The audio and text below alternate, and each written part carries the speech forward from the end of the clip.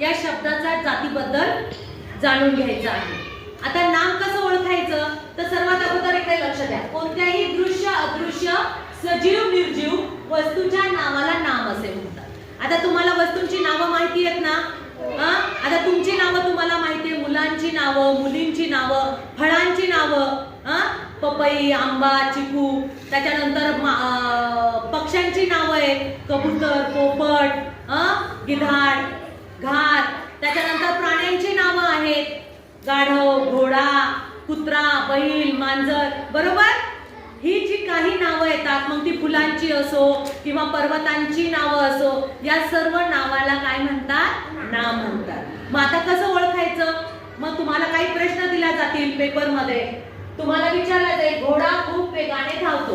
मग सांगा बरं याच्यातलं नाम कोणतं असेल? घोडा. किती नंबरचा ऑप्शन आहे? 3 नंबरचा. मग तुम्ही काय करणार? 3 नंबरच्या ऑप्शनला गोल करणार. पुढचा प्रश्न काय आहे?